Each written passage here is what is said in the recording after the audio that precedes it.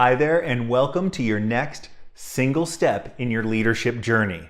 In these videos, we take one single action every single week to improve your leadership. As you build those actions one on top of another, week after week, you start seeing compounding gains from it. So with that said, we're going to dive right into today's lesson, and it's on simplicity.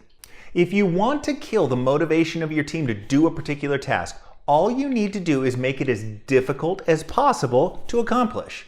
On the flip side of that statement, if you want them to be motivated to do something, you make it as easy as possible to do it. People generally prefer to do easy tasks as opposed to difficult ones. It doesn't say anything, it's more about human nature than it is anything else. Now you add to this the fact that your team may see many of the obstacles they face as silly and unnecessary, and you not only have a motivation issue, you have a perceived leadership issue as well. A recent Deloitte consulting article, Simplification of Work, the Coming Revolution, stated that simplification may be one of the most important and underutilized tools in an organization's arsenal. The opportunity can lie both in simplifying the work environment and simplifying the work itself. Companies can simplify without being simplistic, and the entire organization can benefit as a result. Think back on your worst boss. Did they strive to make it easy for you to do your job? I doubt it. It's probably the exact opposite. So tackle simplicity in your organization so you don't end up with that same label. Now I'm going to demonstrate how to work on simplicity because we all know that we want things to be simple, but it's often difficult to figure out how to make things simple or where to look in the first place. The first thing that I want you to do is I want you to remove unnecessary steps and obstacles. What obstacles does your team face that prohibit them from completing a task swiftly and smoothly? Are there approvals that could be replaced with empowerment? Are there steps in the process that aren't worth the time? Are there communication challenges that could be addressed with new procedures? Do you need to establish a liaison in another department to keep things moving there? These are all great questions to ask yourself. But what I really want you to do is I want you to ask your team where those obstacles lie.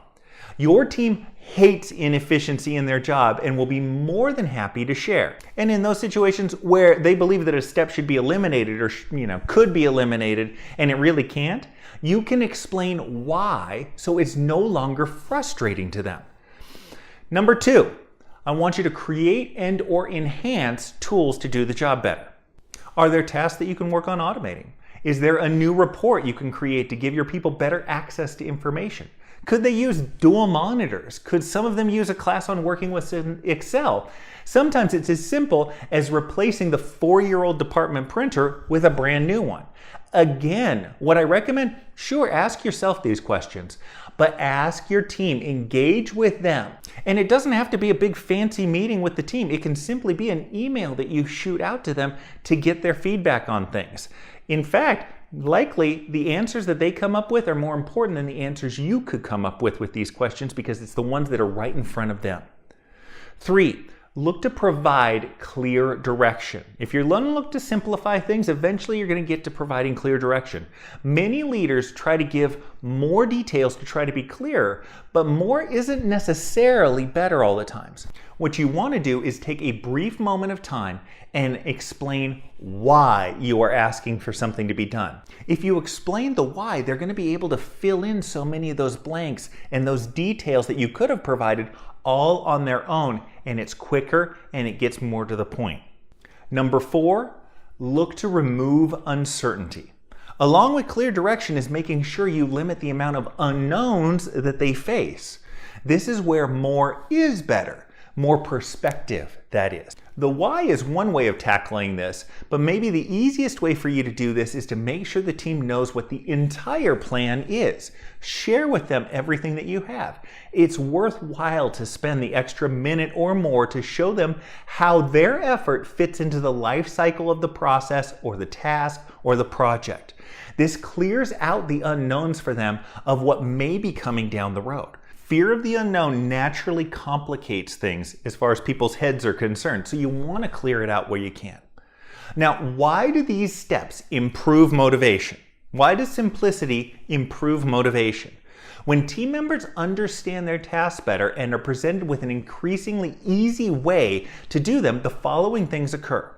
They will get more done, they will need less oversight from you, and you will have less errors in them and to clean up as things go as well.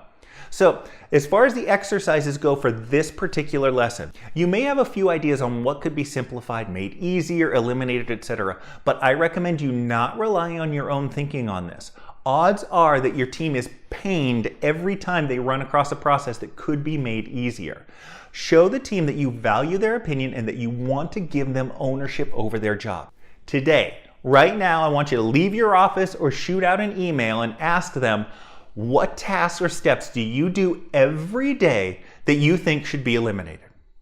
Simple. You'll get a couple of replies and hopefully you'll have something to take action on. Tomorrow, I want you to ask them in person or email it out, what tasks or steps do you do every day that should be changed to make them quicker or more effective? You want to split these questions into 2 days for a couple of reasons. You want them to focus on one specific question, first and foremost, and by following up with another question the next day, you'll be able to kind of sweep the rug a little bit of any things that they thought of after you sent that email out the first time. Look to include some simplicity into your motivation techniques, and what you're going to find is that you get more productivity from your team and it actually comes easier than you may have thought in the first place. Thanks so much, everybody, and I will see you next week for your next step. Thanks.